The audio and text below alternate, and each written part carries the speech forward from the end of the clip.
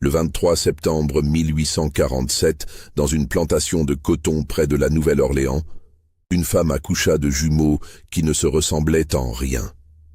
L'un était pâle comme sa mère, l'autre sombre comme la nuit. Et ce qui suivit cette naissance ne fut pas seulement un scandale, mais une série d'événements qui détruiraient 3 familles, forceraient le silence de toute une région et laisseraient derrière elles des questions qui hantent encore les archives paroissiales jamais ouvertes au public. Avant de continuer, abonnez-vous à cette chaîne et dites-moi dans les commentaires de quelle ville vous nous écoutez. Cette histoire nécessite votre attention jusqu'au dernier mot. La Louisiane de 1847 était une société construite sur des paradoxes. Officiellement territoire américain depuis 44 ans, elle conservait pourtant l'âme française dans ses lois, ses coutumes et surtout dans la complexité de ses relations raciales.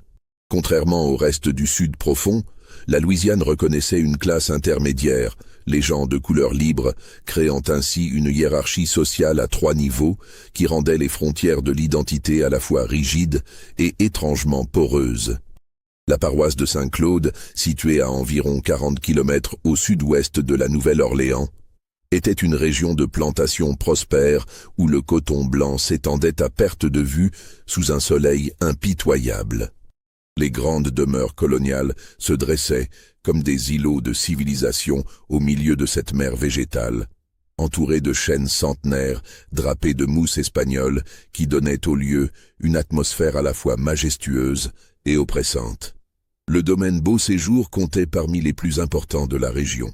360 hectares de terres cultivables, une maison principale de style créole avec ses galeries à colonnes, ses volets verts et son toit en pente douce, 4 granges, une sucrerie désaffectée et les cabanes des esclaves alignées comme des tombes derrière les champs.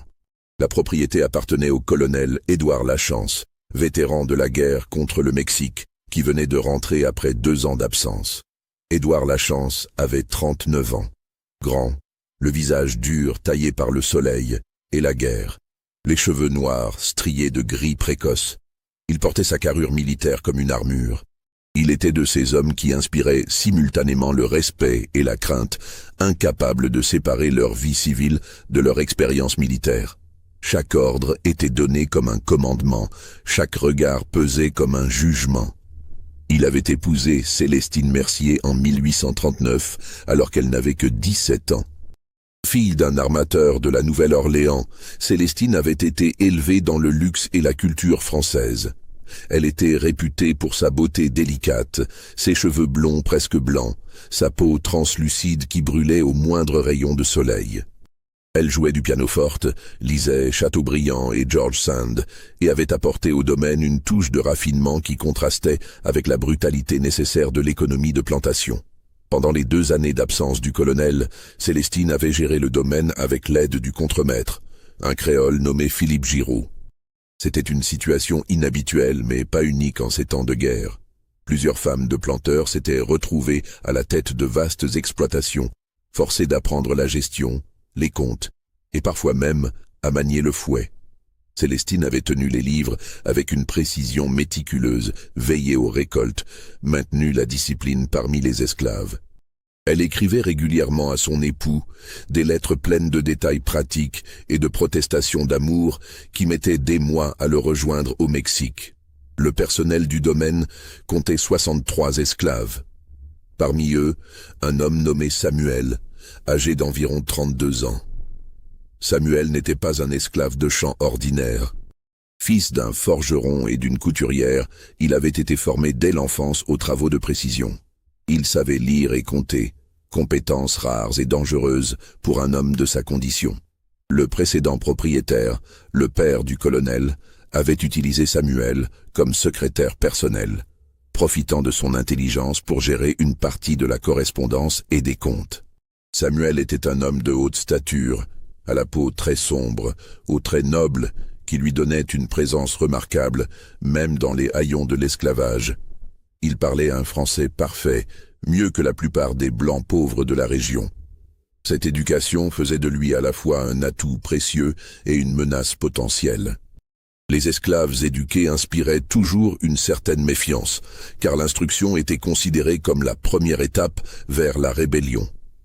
Pendant l'absence du colonel, Samuel avait continué à servir de secrétaire à Célestine. Il l'aidait à déchiffrer les documents juridiques, à rédiger les lettres commerciales, à tenir les comptes complexes de la plantation. Ils passaient des heures ensemble dans le bureau, une pièce lambrissée au premier étage, où les livres de comptes côtoyaient quelques volumes de poésie française. Le reste du personnel de maison comprenait Mathilde, la cuisinière, une femme d'une 50aine d'années au regard perçant qui ne ratait rien de ce qui se passait sous ce toit. Il y avait aussi Josepha, jeune servante de 20 ans affectée aux chambres, et Thomas, le palefrenier, un vieil homme qui avait connu 3 générations de la chance et qui parlait rarement mais observait tout. Dans les cabanes des esclaves, les rumeurs circulaient à voix basse. On remarquait que madame passait beaucoup de temps avec Samuel. On notait les regards, les silences. Mais personne n'osait formuler à voix haute ce que certains commençaient à soupçonner. La barrière de couleur était censée être absolue, infranchissable. Toute transgression ne pouvait mener qu'au désastre. La société louisianaise de cette époque fonctionnait selon des codes rigides. Le code noir, bien qu'officiellement aboli en Louisiane en 1825, continuait d'inspirer les lois et surtout les mentalités. Les relations entre blancs et esclaves étaient strictement réglementées. Un blanc qui reconnaissait un enfant d'une esclave pouvait l'affranchir, mais cela créait un scandale social. Une femme blanche qui aurait une liaison avec un esclave, c'était impensable. Cela remettait en question les fondements mêmes de l'ordre social. Pourtant, dans l'intimité des grandes maisons, loin des regards de la Nouvelle-Orléans, dans la chaleur étouffante des étés louisianais, certaines frontières pouvaient devenir floues. La proximité forcée, la solitude, parfois une affection véritable dans un monde d'hypocrisie, créaient des situations que la société refusait d'imaginer. En juillet 1846, 15 mois avant la naissance des jumeaux, Célestine avait écrit une lettre à son époux. Une lettre qu'elle n'avait jamais envoyée et qui serait retrouvée bien plus tard, cachée entre les pages d'un volume de poésie de Lamartine. Dans cette lettre, elle parlait de sa solitude, de ses peurs, du poids de la responsabilité.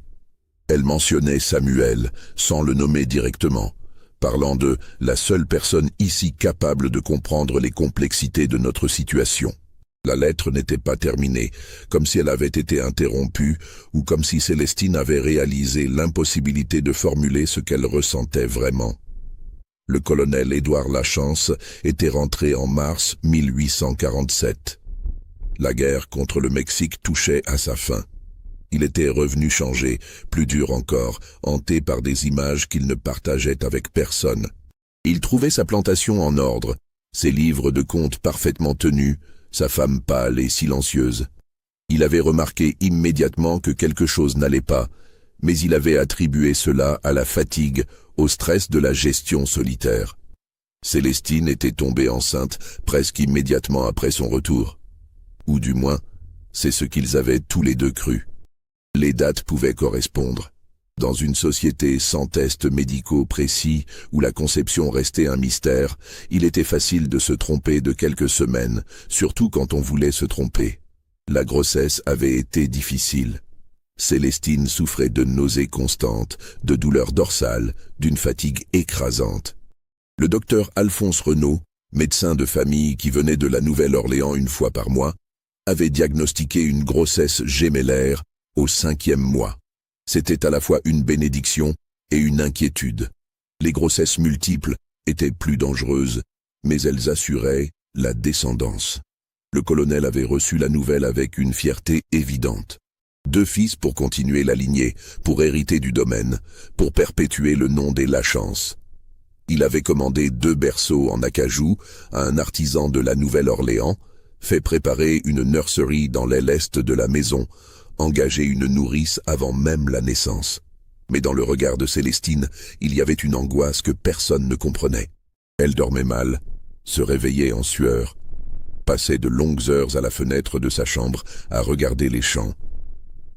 Mathilde, la cuisinière, rapportait qu'elle mangeait à peine, qu'elle semblait terrifiée par quelque chose qu'elle ne pouvait pas nommer. Samuel, depuis le retour du colonel, avait été renvoyé au champ. C'était inhabituel pour un esclave de sa valeur, mais le colonel avait ramené du Mexique un nouveau secrétaire, un jeune blanc pauvre nommé Albert Duchamp. Samuel travaillait maintenant avec les autres, plantant et récoltant sous le soleil brutal, dormant dans les cabanes communes. Mais Josepha, la servante, affirmait avoir vu Célestine à sa fenêtre, regardant vers les champs, toujours vers le même endroit. Le 23 septembre 1847, au petit matin, Célestine entra en travail. Le docteur Renaud avait été appelé la veille, pressentant que l'accouchement était imminent. Il était arrivé dans la soirée avec sa sacoche noire, son air grave et ses instruments métalliques qui cliquetaient sinistrement. L'accouchement dura 16 heures. La sage-femme locale, Margot, une femme de couleur libre réputée dans toute la paroisse, assistait le docteur. On entendait les cris de Célestine jusqu'au rez-de-chaussée. Le colonel faisait les 100 pas dans son bureau, buvant du cognac à même la bouteille, incapable de rester assis. Le premier jumeau naquit à 6h23 du matin. Un garçon en bonne santé, aux cris vigoureux. Margot l'enveloppa dans un linge blanc et le présenta brièvement au docteur Renaud avant de le poser dans l'un des berceaux. L'enfant avait la peau rose pâle, quelques cheveux blonds presque blancs, les traits fins de sa mère. Le second jumeau naquit 8 minutes plus tard. 8 minutes qui allaient tout changer. Margot poussa un cri étouffé en recevant l'enfant. Le docteur Renaud se figea, ses mains gantées de sang suspendues dans l'air. Le bébé était parfaitement formé, vigoureux, hurlant à plein poumon. Mais sa peau était sombre, d'un brun profond qui ne laissait aucun doute. Un silence absolu tomba sur la chambre. Célestine, épuisée, couverte de sueur, tourna la tête vers les deux femmes. Elle vit leur visage pétrifié. Elle comprit immédiatement. « Non », murmura-t-elle. Puis plus fort. « Non, non, ce n'est pas possible. » Le docteur Renaud prit l'enfant des mains de Margot. Il l'examina sous toutes les coutures, cherchant désespérément une explication médicale. Il avait lu des cas de superfétation, de jumeaux hétéropaternels, de phénomènes génétiques rares. Mais rien ne pouvait expliquer une telle différence chez des jumeaux nés de la même mère blanche et d'un père blanc. « Il faut appeler le colonel », dit Margot d'une voix blanche. « Non ». Célestine essaya de se relever, mais la fatigue et la douleur la clouèrent au lit. « Attendez, laissez-moi réfléchir. Il y a sûrement une explication. » Mais il n'y avait pas d'explication.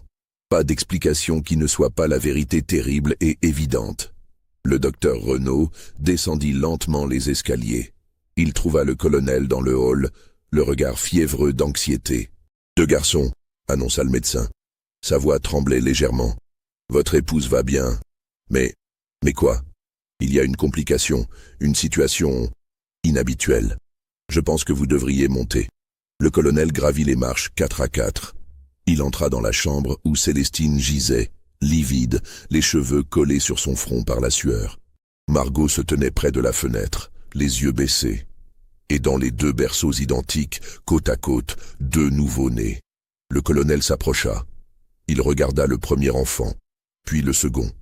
Son visage passa par plusieurs expressions en quelques secondes. Incompréhension, confusion, puis une colère froide qui glaça le sang de tous ceux présents dans la pièce. « Qu'est-ce que c'est que ça ?» Sa voix était basse, dangereusement calme. Célestine ferma les yeux. Des larmes coulèrent silencieusement sur ses joues. « Je vous ai posé une question, madame. » Le docteur Renaud intervint. « Colonel, il existe des cas médicaux rares. Taisez-vous. » Le colonel ne quittait pas sa femme des yeux. « Je veux l'entendre de sa bouche. » Le silence s'étira, insupportable. On n'entendait que les pleurs des nouveau-nés et le tic-tac de l'horloge de la cheminée. Puis Célestine ouvrit les yeux et dit, d'une voix à peine audible, « Samuel. » Ce nom, ce simple nom, fit l'effet d'une bombe. Le colonel recula d'un pas, comme frappé physiquement. Son visage devint écarlate, puis livide. Ses mains se crispèrent, cherchant une arme qui n'était pas là. « Sortez !»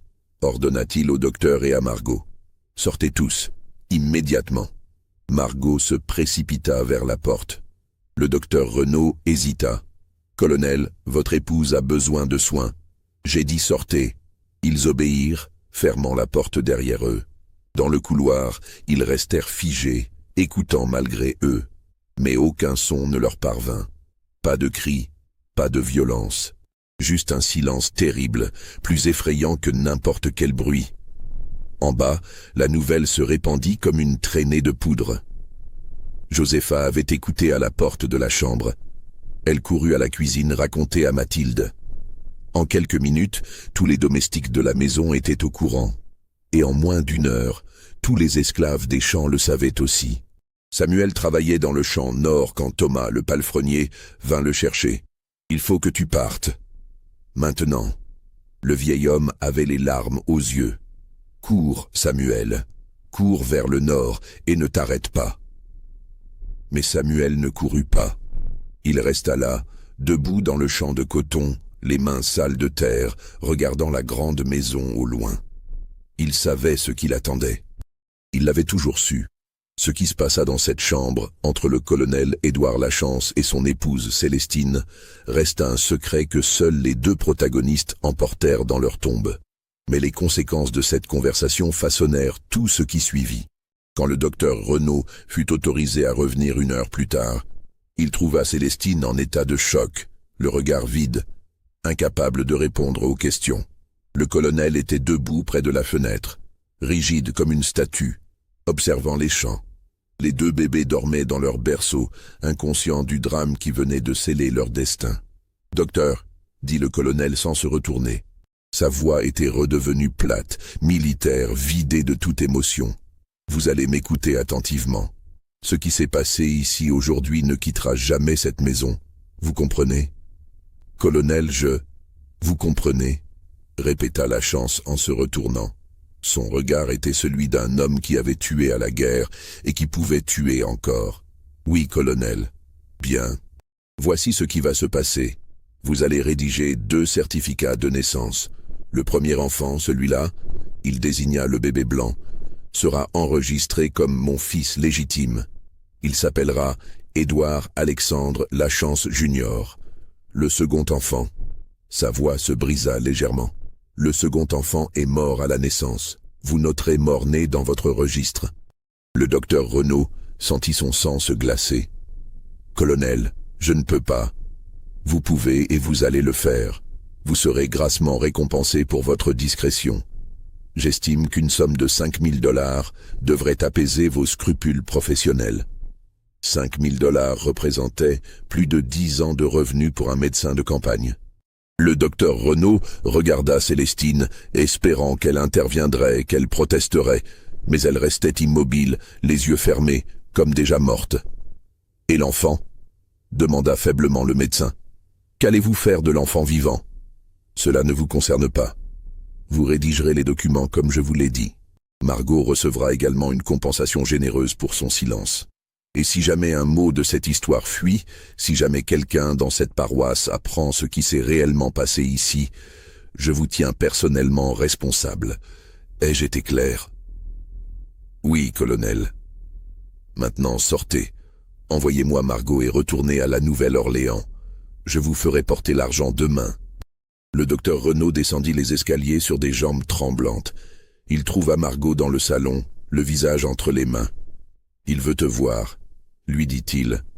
Puis plus bas, « Accepte ce qu'il te propose. Ne discute pas. Ta vie en dépend. » Margot monta. Elle resta dans la chambre 20 minutes. Quand elle ressortit, elle portait le second bébé enveloppé dans une couverture bleue. Ses yeux étaient rouges, mais son visage était impassible. Elle descendit par l'escalier de service et sortit par la porte de la cuisine. Mathilde la regarda passer. « Margot, où tu emmènes le petit ? » ?»« Je sais pas. Le colonel a dit de le donner à quelqu'un. C'est tout ce qu'il m'a dit. »« Mon Dieu, » murmura Mathilde. « Qu'est-ce qu'il va faire ? » ?»« Prie pour ne jamais le savoir, » répondit Margot avant de disparaître dans la nuit tombante. Samuel fut convoqué à la grande maison au crépuscule.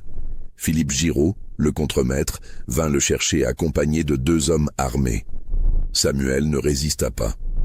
Il marcha entre eux, la tête haute, sachant que sa mort était probablement proche. Mais on ne le conduisit pas à la grande maison. On l'emmena à l'ancienne sucrerie, un bâtiment de pierre abandonné à la lisière de la propriété. Là, dans la pénombre, le colonel Lachance l'attendait. Ce qui se dit exactement entre les deux hommes, personne ne le sut jamais avec certitude. Mais le lendemain matin, Samuel était toujours vivant. Il fut enchaîné dans la sucrerie, seul, sans nourriture ni eau pendant 3 jours. Le colonel venait le voir chaque jour, restait là, silencieux, le regardant souffrir. Le 4e jour, Samuel fut libéré de ses chaînes. Philippe Giraud lui apporta de l'eau et du pain. Le colonel va te vendre, lui annonça le contremaître. Un marchand de la Nouvelle-Orléans vient te chercher demain. Tu pars pour le Mississippi. Samuel but l'eau lentement. Et elle, demanda-t-il. Sa voix était rauque après 3 jours de silence. Elle n'est plus ta préoccupation. L'enfant, Philippe Giraud détourna le regard. Il n'y a pas d'enfant, tu comprends. Il n'y a jamais eu d'enfant. Le lendemain, un marchand d'esclaves nommé Jonas Beaufort arriva avec une charrette et 6 hommes armés. Samuel fut vendu pour $2000, un prix élevé qui incluait clairement une prime pour le silence. Beaufort était un homme d'affaires qui comprenait la valeur de la discrétion. Samuel fut emmené vers le Mississippi. Selon les rumeurs qui circulèrent plus tard, il fut revendu à une plantation de canne à sucre près de Natchez. D'autres affirmèrent qu'il fut envoyé plus loin, au Texas ou même au Mexique. Certains chuchotèrent qu'il n'avait jamais quitté la Louisiane, qu'on l'avait tué en route et enterré dans un bayou anonyme. La vérité, comme tant d'autres vérités dans cette histoire, se perdit dans le silence imposé. Célestine Lachance resta alitée pendant 6 semaines après l'accouchement. Le docteur Renaud revint plusieurs fois, diagnostiquant une fièvre puerpérale et une mélancolie profonde. Elle parlait à peine, mangeait encore moins, passait ses journées à regarder le plafond. Le colonel engagea une nourrice pour Édouard Junior, une jeune femme mulâtre libre nommée Rosalie, qui venait de la Nouvelle-Orléans et qui ne savait rien des événements. Le bébé blanc prospérait, grandissait, devenait chaque jour plus robuste. Personne ne parlait du jumeau qui n'avait officiellement jamais existé. Dans les cabanes des esclaves, le silence était différent. C'était un silence lourd de peur et de compréhension. Tout le monde savait, mais personne ne parlait.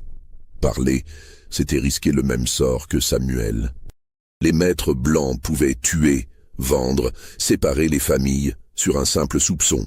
Alors on se taisait, on baissait les yeux, on continuait à travailler. Mais la nuit, dans l'intimité des cabanes, les femmes pleuraient. Elles pleuraient pour Samuel, pour Célestine et surtout pour le bébé disparu dont personne ne connaissait le sort. Mathilde, la cuisinière, avait essayé de parler une fois. Elle avait osé demander à Josepha si elle savait ce qu'était devenu le second enfant. Josepha l'avait regardée avec des yeux terrifiés et avait répondu « Je sais rien, j'ai rien vu, j'ai rien entendu, et toi non plus. » Le message était clair, même entre esclaves, même dans la prétendue solidarité de l'oppression, certains secrets étaient trop dangereux pour être partagés. Margot, la sage-femme, disparut de la région 2 semaines après l'accouchement. Elle avait reçu une somme d'argent considérable du colonel et avait quitté la Louisiane. Certains affirmèrent l'avoir vue embarquer sur un bateau pour les Caraïbes. D'autres jurèrent l'avoir croisée à Mobile, en Alabama. En vérité, personne ne savait vraiment où elle était allée. Avant de partir, elle avait confié quelque chose à sa sœur Emmeline, qui tenait une petite boutique de tissus à la Nouvelle-Orléans. Emmeline raconta plus tard, des années après la mort de Margot, que sa sœur lui avait dit « J'ai sauvé un enfant. C'est tout ce que tu dois savoir. Je l'ai donné à quelqu'un qui pourra l'élever. Ne me demande pas qui. Ne me demande jamais. » Cette confession fragmentaire allait devenir le premier fil d'une pelote de mystère qui ne ferait que se complexifier avec le temps. En octobre 1847, 6 semaines après la naissance, Célestine se leva enfin de son lit. Elle était méconnaissable. Sa peau translucide semblait presque transparente, ses cheveux avaient perdu leur éclat, ses yeux étaient devenus fixes, et vide. Elle flottait dans ses robes comme un fantôme dans un linceul. Elle reprit ses activités de maîtresse de maison, mais de façon mécanique, comme une automate. Elle ne jouait plus du pianoforte. Elle ne lisait plus. Elle passait des heures dans la nurserie à regarder Édouard Junior, le bébé blanc, son fils officiellement unique. Le colonel Lachance avait également changé. Il était devenu plus sombre, plus violent. Il battait les esclaves pour des fautes minimes, changeait de contremaître tous les 2 mois, buvait seul dans son bureau jusqu'à tard dans la nuit. Le couple ne se parlait presque plus. Ils prenaient leur repas en silence, dormaient dans des chambres séparées, vivaient comme 2 étrangers sous le même toit. Les domestiques marchaient sur des œufs, terrifiés de commettre la moindre erreur qui pourrait déclencher la colère du colonel. L'atmosphère de la grande maison était devenue suffocante, pesante, comme si les murs eux-mêmes retenaient leur souffle. En novembre, le colonel licencia Albert Duchamp, le jeune secrétaire qu'il avait ramené du Mexique. Il n'engagea personne pour le remplacer. Il gérait maintenant lui-même toute la correspondance et les comptes, passant des heures enfermé dans son bureau, refusant toute aide. Les voisins commencèrent à remarquer les changements. Le domaine Beau Séjour, autrefois réputé pour ses réceptions élégantes et l'hospitalité de ses propriétaires, ne recevait plus personne. Les invitations étaient déclinées, les visites découragées. Le colonel et son épouse se retiraient progressivement de la société paroissiale. Les rumeurs inévitables commencèrent à circuler. On chuchotait que Madame Lachance avait perdu un enfant, que le chagrin l'avait rendue folle. On murmurait que le colonel avait tué un esclave dans un accès de rage. On inventait 1000 versions, chacune plus dramatique que la précédente, mais aucune n'approchant la vérité réelle. Le docteur Renaud avait respecté sa part du marché. Son registre médical indiquait clairement 23 septembre 1847. Madame Édouard Lachance. Accouchement gémellaire. Un garçon vivant, en bonne santé.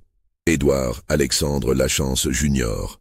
Un garçon mort-né, inhumé sur la propriété familiale. Cette mention d'inhumation était un mensonge supplémentaire, mais un mensonge nécessaire pour expliquer l'absence de corps. En réalité, personne ne savait où se trouvait le second jumeau, s'il était encore vivant ou si le colonel avait ordonné quelque chose de plus sinistre.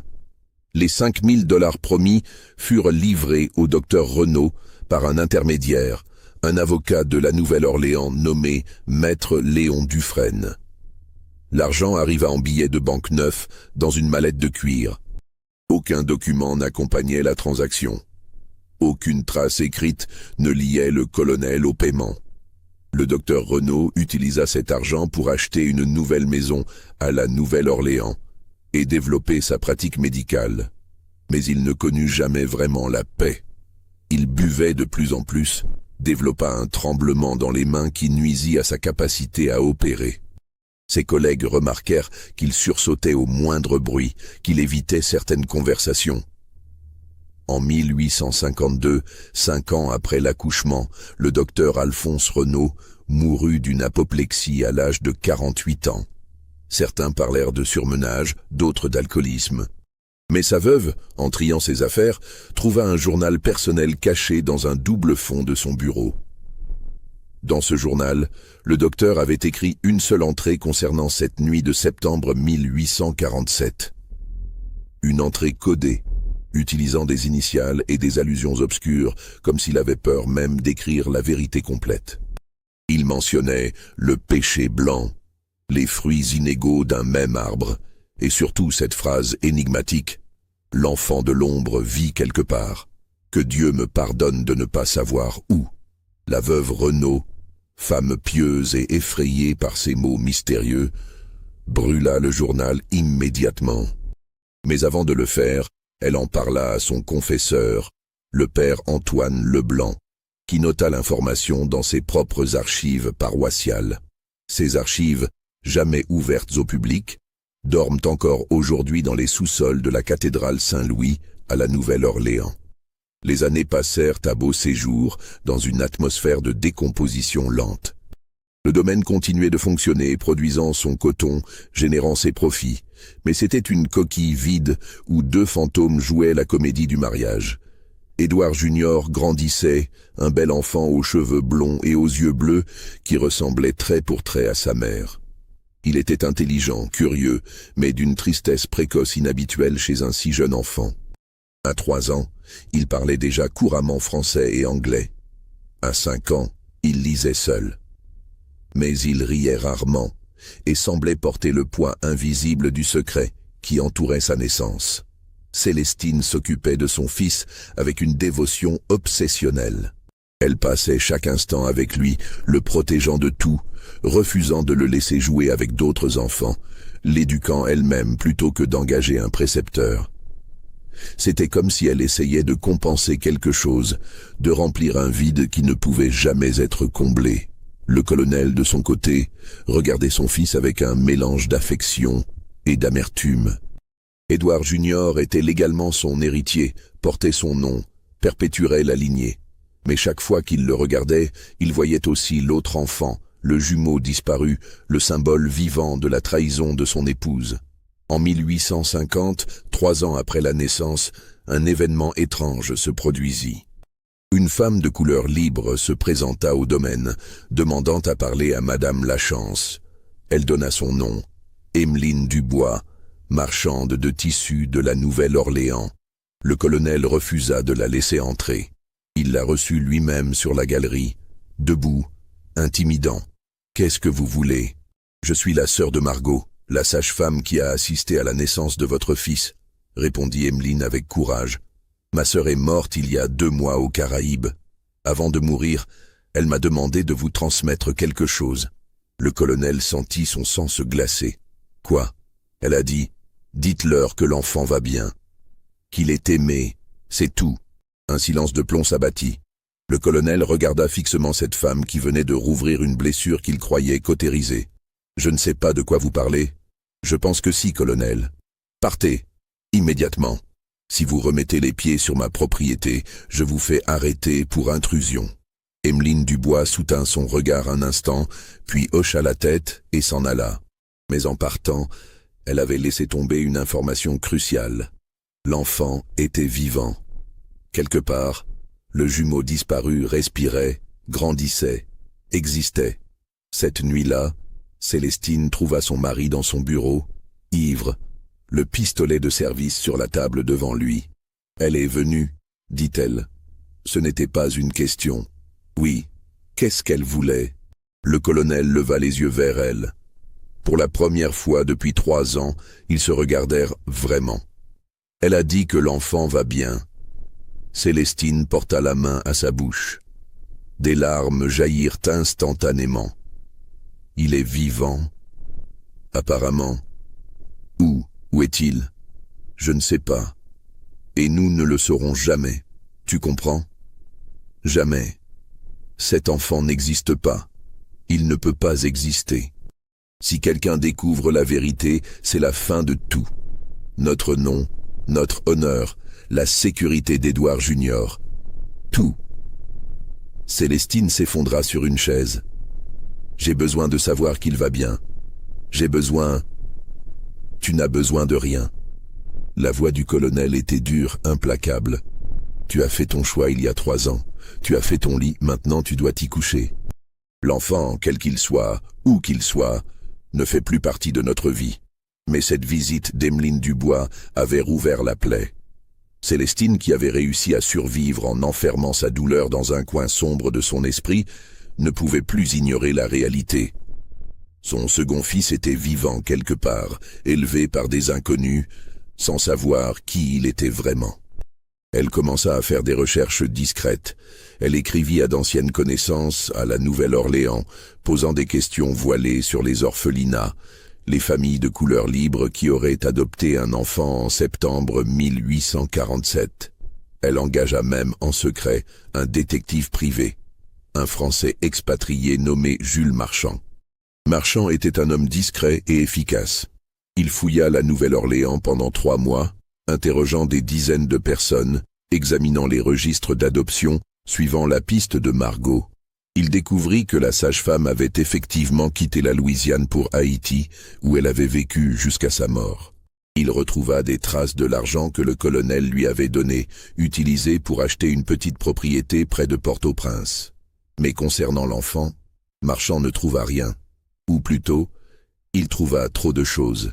Il y avait eu plusieurs adoptions d'enfants métis en septembre et octobre 1847 dans la région de la Nouvelle-Orléans. Les familles de couleur libre adoptaient fréquemment des enfants abandonnés ou orphelins, créant un réseau complexe et difficile à tracer. Marchand identifia 3 possibilités.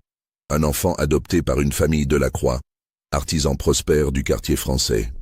Un autre accueilli par les Fontaines, propriétaire d'une petite plantation de tabac près de Bâton Rouge. Et un 3e élevé par une femme seule nommée Adèle Rousseau, couturière établie dans le faubourg Marigny. Le détective remit son rapport à Célestine en janvier 1851. « Madame, je ne peux pas vous dire avec certitude lequel de ces enfants est le vôtre. Ils ont tous le bon âge, tous correspondent physiquement. Il faudrait... » Il hésita. Il faudrait les examiner de plus près. Peut-être même parler aux familles adoptives. « Non, » répondit Célestine fermement. « Nous ne pouvons pas faire ça. Si nous commençons à poser des questions directes, les rumeurs vont exploser. Alors, que voulez-vous que je fasse ? Continuez à surveiller, de loin, discrètement. Je veux juste savoir qu'il va bien, qu'il est en sécurité. » Marchand continua donc sa surveillance pendant 2 ans, envoyant des rapports mensuels à Célestine. Les 3 enfants grandissaient normalement. Celui de la famille Delacroix montrait des aptitudes pour le dessin. Celui des Fontaines était robuste et aimait travailler la terre. Celui élevé par Adèle Rousseau était particulièrement intelligent, apprenait vite, posait des questions sur tout. Célestine lisait ces rapports avec une avidité désespérée, cherchant un signe, un détail qui lui permettrait d'identifier son fils. Mais les 3 enfants étaient des possibilités également valables. Elle se retrouvait dans la position insoutenable de potentiellement avoir un fils quelque part sans pouvoir le reconnaître, le toucher, lui parler. Le colonel découvrit ses investigations en 1853. Il trouva les lettres de Marchand cachées dans la chambre de Célestine. Sa colère fut terrible. Il licencia immédiatement le détective, le menaçant de représailles s'il parlait à quiconque. Puis, il confronta son épouse. « Tu es folle.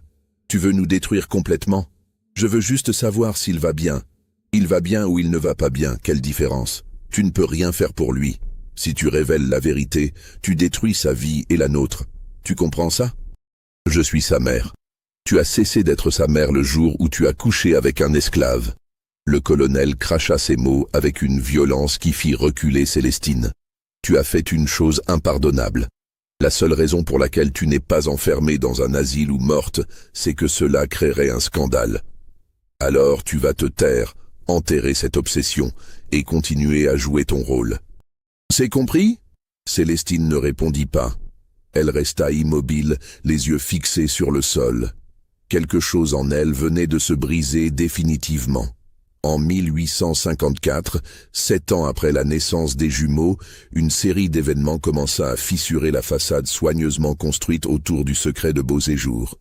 Le premier incident survint en mars. Édouard Junior, alors âgé de 6 ans et demi, fit un cauchemar terrible. Il se réveilla en hurlant, parlant d'un frère qui l'appelait, d'une voix dans l'obscurité. Célestine accourut et le trouva assis dans son lit, les yeux grands ouverts, mais comme absent. « Il est tout seul, maman, » dit l'enfant d'une voix étrange. « Il est tout seul et il pleure. »« Qui, mon chéri, qui pleure ?»« Mon frère. » Célestine sentit son cœur s'arrêter. « Tu n'as pas de frère, Édouard. Tu as dû rêver. »« Si, j'ai un frère. Je le sens. Pourquoi il n'est pas avec nous ?» Cette conversation glaça Célestine jusqu'aux os. Personne n'avait jamais parlé de jumeaux devant Édouard Junior. Les domestiques avaient reçu l'ordre strict de ne jamais mentionner cette nuit. Comment l'enfant pouvait-il savoir? Les cauchemars continuèrent, de plus en plus fréquents. Édouard Junior parlait dans son sommeil, appelant un nom qu'il inventait. Mathieu. Il dessinait 2 silhouettes, toujours 2. Une claire et une sombre, main dans la main. Quand sa mère lui demandait qui il dessinait, il répondait simplement « Moi et mon frère ». Le colonel consulta un médecin de la Nouvelle-Orléans, le docteur Henri Lavergne, spécialisé dans les affections nerveuses. Lavergne examina l'enfant longuement. « C'est curieux », dit-il finalement. « Les jumeaux ont parfois ce genre de connexion, même quand l'un est mort-né. » Comme si l'enfant survivant sentait l'absence de son jumeau. « Comment savez-vous qu'il était jumeau ?» demanda sèchement le colonel. « Je l'ai lu dans le rapport du docteur Renaud, paix à son âme. Il a noté un accouchement gémellaire avec un enfant mort-né. » Le colonel réalisa alors que le mensonge officiel lui-même créait un problème. En déclarant un jumeau mort-né, ils avaient laissé une trace, une fissure dans laquelle les questions pouvaient s'infiltrer. « Le docteur Renaud s'est trompé, dit-il avec assurance. Ma femme a donné naissance à un seul enfant. Le docteur, dans sa confusion cette nuit-là, a mal enregistré les faits. Vraiment, c'est très inhabituel comme erreur. Le docteur Renaud buvait, comme vous le savez sans doute. Ces dernières années ont été marquées par l'alcoolisme. Je n'accorde aucun crédit à ces notes confuses. » Le docteur Lavergne hocha lentement la tête, mais dans ses yeux brillait une lueur de scepticisme. Il avait connu Alphonse Renaud, et il savait que, même dans l'alcool, le vieil homme restait méticuleux dans ses enregistrements médicaux. Le second incident survint en juin de la même année. Une jeune institutrice, mademoiselle Claire Dupont, fut engagée pour commencer l'éducation formelle d'Édouard Junior. Claire était une femme de 25 ans, intelligente et observatrice, qui avait enseigné dans plusieurs familles de planteurs. Elle remarqua immédiatement quelque chose d'étrange dans la dynamique familiale. Le colonel évitait presque totalement son fils. Madame Lachance était possessive de façon maladive. L'enfant lui-même semblait porter un poids invisible. Mais ce qui intrigua vraiment Claire, ce fut une conversation qu'elle surprit un jour entre deux domestiques, Josepha et Thomas. Elle descendait l'escalier de service quand elle les entendit chuchoter dans le couloir. « Le petit ressemble de plus en plus à sa maman », disait Josepha. « Oui, » répondait Thomas, « dommage que l'autre n'ait pas eu la même chance. »« Chut, on ne parle pas de ça. » « Ça fait 7 ans, Josepha, 7 ans qu'on garde ce secret. Parfois je me demande si... » « Ne te demande rien, continue à te taire comme on nous a dit. » Claire fit du bruit intentionnellement pour signaler sa présence. Les deux domestiques se séparèrent précipitamment, l'air coupable. Mais la curiosité de la jeune institutrice était piquée. Elle commença à observer plus attentivement, à poser des questions innocentes. Elle remarqua que personne ne parlait jamais de la naissance d'Édouard Junior. Pas de photos de baptême affichées, pas d'anecdotes partagées, pas de célébration du jour de sa naissance. C'était comme si les 3 premières années de l'enfant avaient été effacées. Claire fouilla discrètement dans la bibliothèque et trouva la Bible familiale. Elle l'ouvrit à la page des naissances. L'écriture était celle du colonel, ferme et nette. Édouard Alexandre Lachance Junior, né le 23 septembre 1847. Une seule ligne, rien d'autre. Mais en regardant attentivement, Claire remarqua quelque chose d'étrange. Il y avait une trace, très légère, comme si une autre ligne avait été écrite puis soigneusement effacée et grattée. On voyait encore l'empreinte dans le papier, mais impossible de lire ce qui avait été écrit. Elle posa des questions à Édouard Junior pendant leur leçon. « Parle-moi de ta naissance. Est-ce que ta maman t'a raconté ?» L'enfant devint immédiatement mal à l'aise. « Non, elle ne veut pas en parler. » « Pourquoi ? Je ne sais pas. Quand je pose des questions, elle devient triste. Tu as des cousins ? Des oncles et tantes ? Non. Maman n'a plus de famille. Les parents de papa sont morts. C'est juste nous 3. Tu ne te sens jamais seul ? L'enfant la regarda avec ses grands yeux bleus. Si. Tout le temps. C'est comme s'il manquait quelqu'un, mais je ne sais pas qui. Claire Dupont était une femme intelligente et sensible. Elle commença à assembler les pièces du puzzle, les silences, les tensions, les allusions des domestiques, l'effacement dans la Bible, les cauchemars de l'enfant parlant d'un frère. Une hypothèse terrible commença à se former dans son esprit. Elle décida de parler à Célestine. Un après-midi de juillet, après la leçon, elle demanda un entretien privé avec Madame Lachance. Elles s'assirent dans le salon, la porte fermée. « Madame, pardonnez mon audace, mais je m'inquiète pour Édouard. »« Pourquoi? Il ne progresse pas dans ses études ?»« Au contraire, il est exceptionnellement brillant. Mais il semble hanté par quelque chose. Il parle constamment d'un frère qui n'existe pas. » Célestine pâlit visiblement. « C'est juste l'imagination d'un enfant. Madame, avec tout le respect que je vous dois, je ne pense pas que ce soit de l'imagination. Les domestiques mentionnent parfois l'autre. Il y a une trace effacée dans la Bible familiale.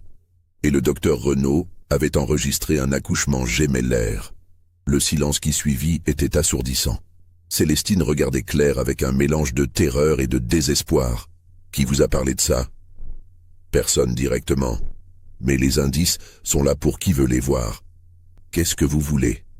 La voix de Célestine tremblait. « De l'argent pour votre silence ?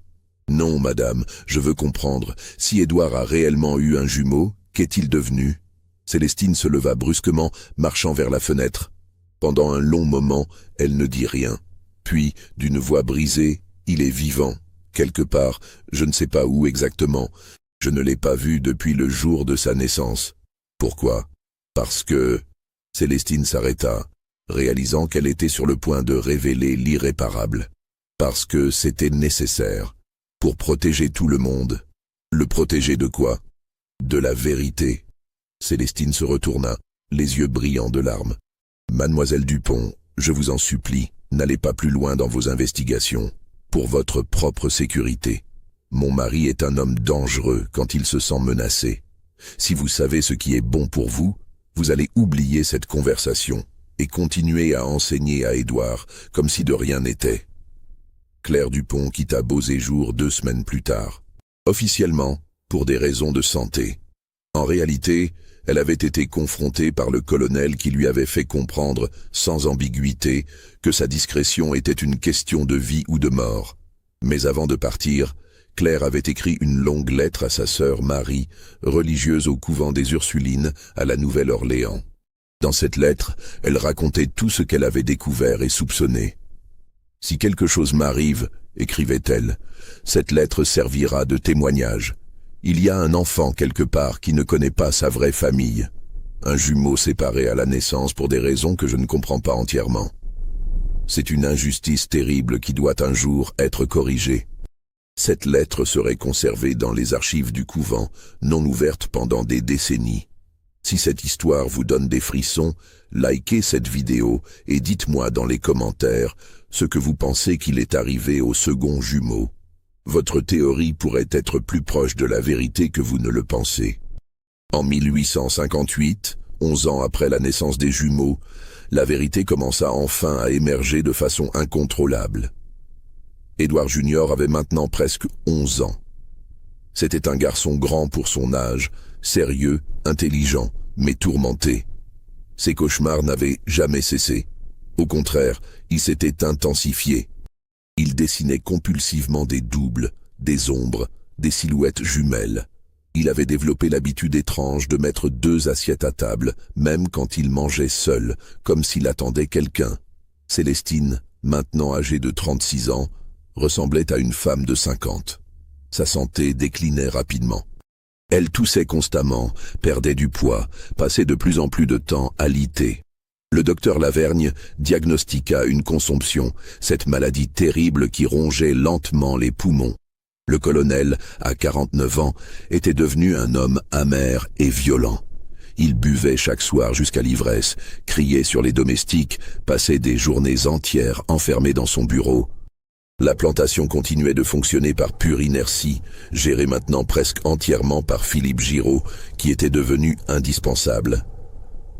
En avril 1858, Emmeline Dubois, la sœur de Margot, mourut à la Nouvelle-Orléans. Dans ses effets personnels, sa fille, Lucienne, trouva une boîte contenant des lettres et un document extraordinaire. Un journal tenu par Margot pendant ses dernières années en Haïti. Lucienne Dubois était une jeune femme éduquée de 23 ans, enseignante dans une école pour enfants de couleur libre. En lisant le journal de sa tante, elle découvrit une histoire qui la bouleversa profondément. Margot avait écrit en détail l'histoire de la naissance des jumeaux Lachance. Elle décrivait la terreur de cette nuit, le choc de voir naître deux enfants de couleurs différentes, les ordres du colonel, l'argent qu'elle avait reçu. Mais surtout, elle révélait où elle avait emmené le second bébé.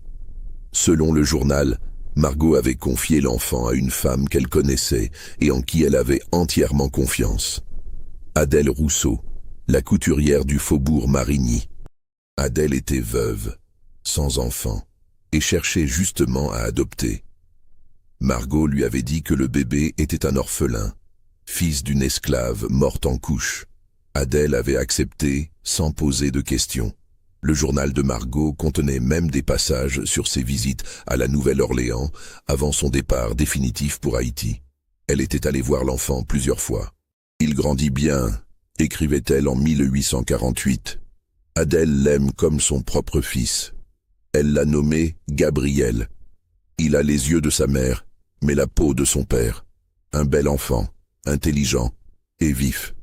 Lucienne Dubois resta paralysée pendant plusieurs jours après avoir lu ce journal.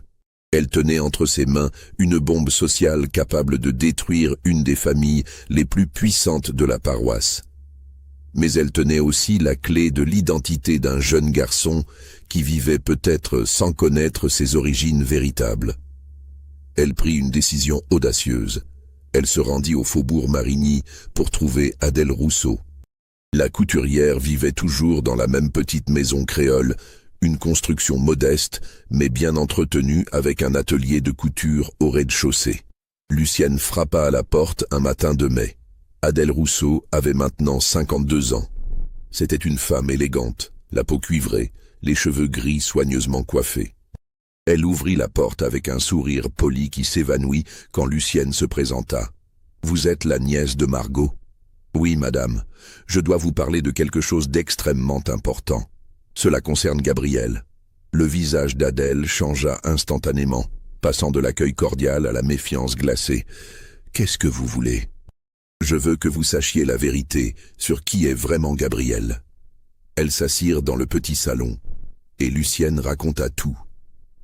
Elle montra le journal de Margot, expliqua l'histoire de la naissance, révéla l'identité des véritables parents de Gabriel.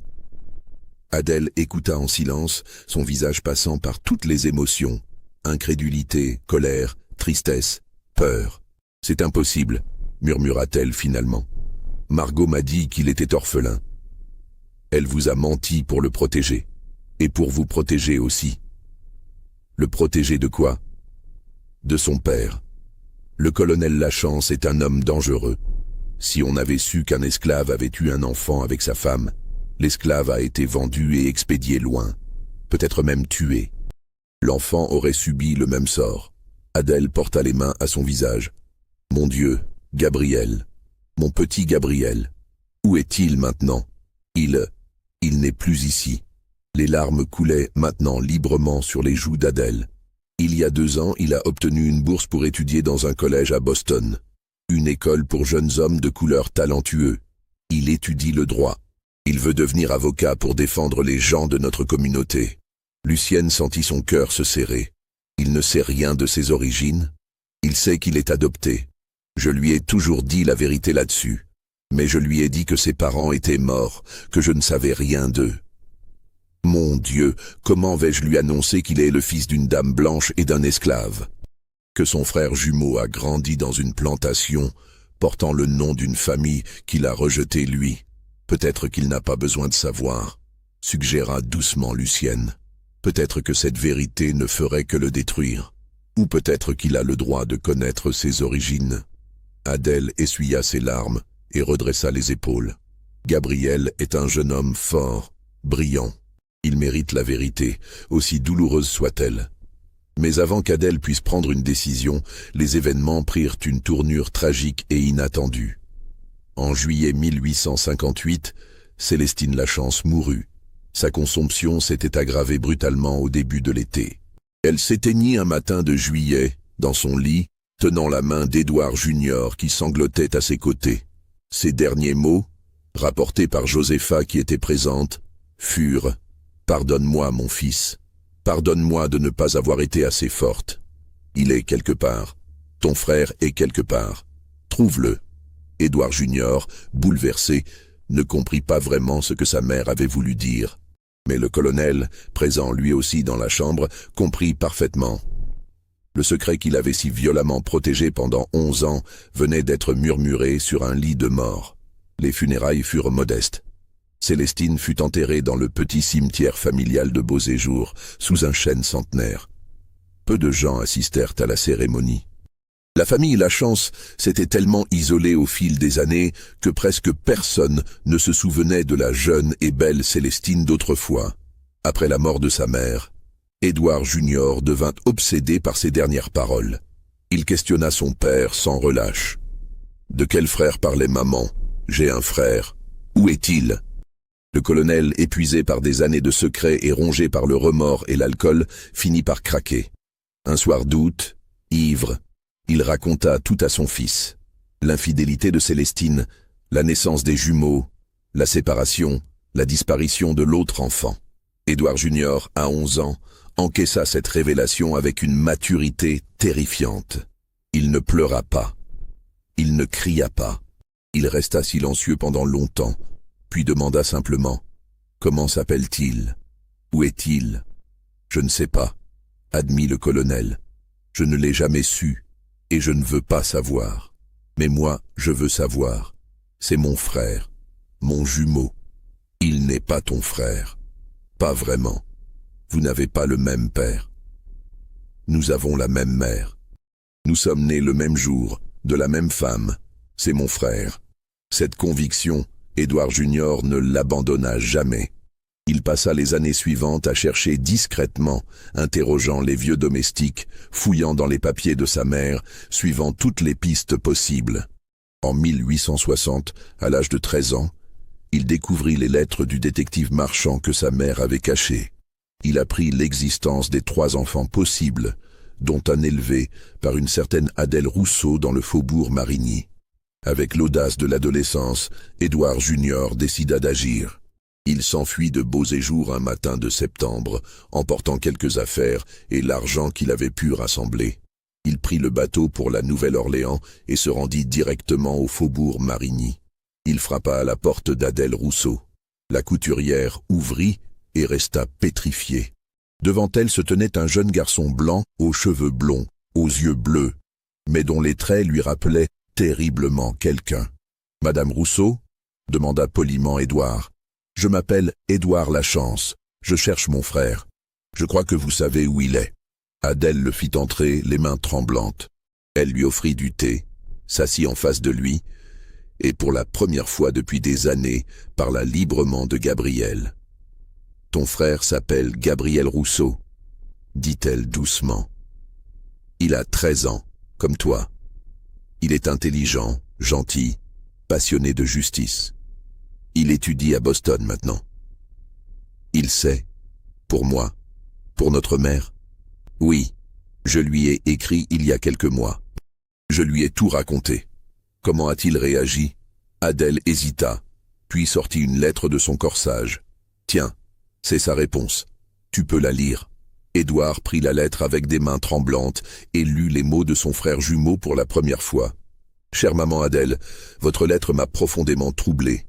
Pendant des jours, je n'ai pas su quoi penser, quoi ressentir. J'ai un frère, un jumeau, quelqu'un qui partage mon sang, ma naissance, mais qui a vécu une vie complètement différente de la mienne. Je ne sais pas si je lui en veux d'avoir grandi dans le privilège pendant que je grandissais dans l'ombre. Ce n'est pas sa faute, je le comprends. Nous sommes tous les deux victimes des choix de nos parents, des lois injustes de cette société, de la couleur de notre peau qui a décidé de nos destins avant même que nous puissions ouvrir les yeux. Je ne sais pas si je veux le rencontrer un jour. Qu'aurions-nous à nous dire ? Nous sommes étrangers, séparés par un gouffre que même le sang ne peut franchir. Lui est blanc, héritier d'une plantation. Je suis noir, fils d'une couturière, étudiant grâce à la charité. Nous vivons dans 2 mondes qui ne se touchent jamais. Mais il y a une chose que je sais. Notre mère a souffert, Elle a été déchirée entre ses deux fils, forcée de choisir, de sacrifier. Je lui pardonne. Je pardonne aussi à mon père, cet esclave dont je ne connaîtrai jamais le nom. Ils ont fait ce qu'ils ont pu dans un monde cruel. Quant à mon frère jumeau, dites-lui ceci. Si jamais vous le rencontrez, je ne le connais pas, mais je ne le déteste pas. Nous partageons une tragédie. Peut-être qu'un jour, dans un monde meilleur, nous pourrons nous rencontrer comme des égaux. Mais pas maintenant. Pas dans cette vie. Votre fils dévoué, Gabriel-Édouard, termina la lettre les yeux brillants de larmes. Il resta silencieux un long moment, puis rendit la lettre à Adèle. « Il a raison, » murmura-t-il. « Nous vivons dans deux mondes différents. Tu veux que je lui écrive? Que je lui dise que tu es venu ?» Édouard réfléchit longuement. « Non, respectons son choix. Mais dites-lui que moi aussi je lui pardonne, et que je penserai à lui chaque jour de ma vie. » Édouard Junior retourna à Beauséjour. Son père, d'abord furieux de sa fugue, comprit vite que quelque chose avait changé chez son fils. Le garçon était devenu plus calme, plus mature, mais aussi plus distant. Le colonel Édouard Lachance mourut en 1863 pendant la guerre de Sécession. Officiellement d'une fièvre, mais en réalité rongé par l'alcool et les remords. Sur son lit de mort, il confia à son fils « J'ai gâché tout ce qui comptait. Ta mère, toi, ton frère, tout. » Édouard Junior hérita de Beauséjour à 16 ans. La première chose qu'il fit fut d'affranchir tous ses esclaves, bien avant que la loi ne l'exige. Il transforma progressivement la plantation, payant des salaires décents, traitant ses employés avec respect. Il écrivit aussi une lettre à Gabriel, sans jamais l'envoyer. Dans cette lettre, il racontait sa vie, exprimait son désir de connaître son frère, mais respectait sa décision de rester séparés. Cette lettre resta dans ses papiers personnels toute sa vie. Gabriel Rousseau devint effectivement avocat. Il s'installa à Boston après ses études et consacra sa vie à défendre les droits des Noirs libres et des anciens esclaves. Il se maria, eut 3 enfants, vécut une vie droite et honorable. Il ne retourna jamais en Louisiane. Selon des témoignages non confirmés, les 2 frères se seraient croisés une seule fois, par hasard, dans une rue de la Nouvelle-Orléans, en 1872. Ils se seraient reconnus instantanément, cette connexion mystérieuse entre jumeaux dont parle tant d'histoires. Ils se seraient regardés pendant un long moment, sans parler, puis chacun aurait continué son chemin. Édouard Junior ne se maria jamais. Il vécut seul à Beauséjour jusqu'à sa mort en 1898, à l'âge de 51 ans. Dans son testament, il laissa une partie importante de sa fortune à une fondation pour l'éducation des jeunes Noirs de Louisiane. Personne ne comprit jamais vraiment pourquoi. Gabriel mourut à Boston en 1905, à 58 ans, entouré de sa famille. Sur son lit de mort, il murmura à sa fille aînée « J'ai eu un frère jumeau. Je ne l'ai jamais vraiment connu, mais il a vécu dans mon cœur chaque jour. Dis à tes enfants qu'il a existé. Dis-leur que notre séparation était une injustice, mais que nous avons tous les 2 fait de notre mieux avec les cartes que la vie nous avait distribuées. Les archives de la paroisse de Saint-Claude contiennent toujours le certificat de naissance d'Édouard Alexandre Lachance Junior, daté du 23 septembre 1847. Elles contiennent aussi une note étrange du docteur Alphonse Renaud mentionnant un jumeau mort-né. Mais il n'existe aucun certificat de décès pour ce jumeau. Aucune pierre tombale. Aucune trace officielle de son existence au-delà de cette mention fantôme. Le journal de Margot, trouvé par sa nièce Lucienne, fut détruit dans l'incendie d'une maison en 1865. Les lettres de Claire Dupont aux Ursulines furent perdues quand le couvent fut partiellement détruit pendant un ouragan en 1893.